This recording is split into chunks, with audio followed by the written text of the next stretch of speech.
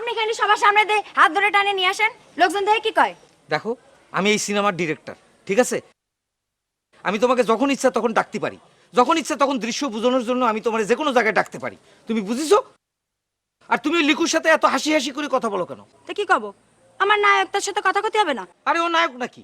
ওরে তো আমি একটা ছোটখাটো পার্ট দিছিলাম। ওই তাজুর সাথে আমার একটা গন্ডগোল হয়েছে দেখে ওরে আমি তাজুর জায়গায় এখন নায়কের পার্ট দিছি। তুমি ওর সাথে অত হাসি হাসি কথা বলবা না, বুঝতে পারিছো? কি আসে খুশি করে কথা কলাম, ওর সাথে আমার অভিনয় করতে হবে, তো কথা কব না? এন কন কি কবেন কন? দেখো, তুমি ডাইরেক্টরের সাথে এত জোরে গলা কথা বলবা না কিন্তু। আচ্ছা ঠিক আছে। তুমি আমার সাথে হাসি হাসি কথা বলবা, কারণ তোমারে নিয়ে আমার অনেক স্বপ্ন আছে, বুঝতে পারিছো? তুমি জানো না আমি কোথায় নিয়ে যেতে চাই। তুমি খালি একটু আমার দিকে তাকাও, আমারে বোঝার চেষ্টা করো, বুঝতে পারিছো? আসো। আচ্ছা ঠিক এই আছে। প্যাক আপ, আসো। কি কবা কও? বসে কও।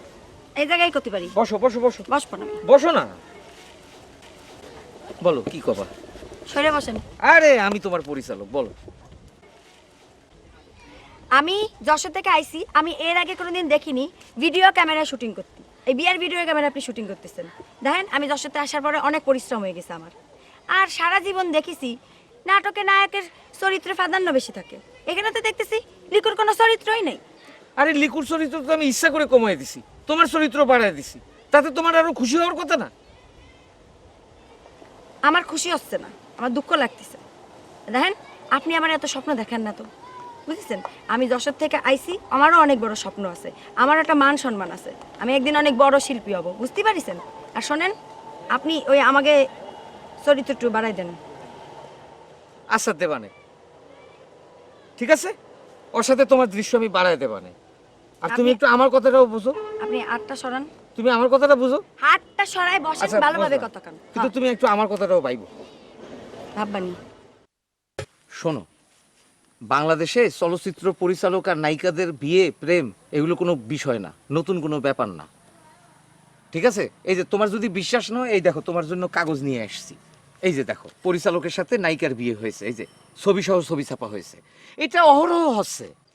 আমি বুঝতে পারলাম না, এটা আমার খালার গ্রাম, আর এই জায়গায় এসে আপনি আপনার নায়িকা হয়তো আমি বিপদে পড়লাম, আর আপনি তো একটা বিবাহিত পুরুষ। আচ্ছা, তুমি বুঝতে পারতেছো না কেন?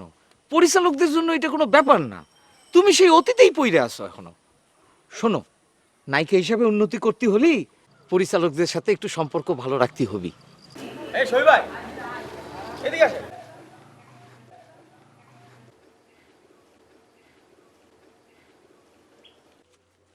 কি হয়েছে?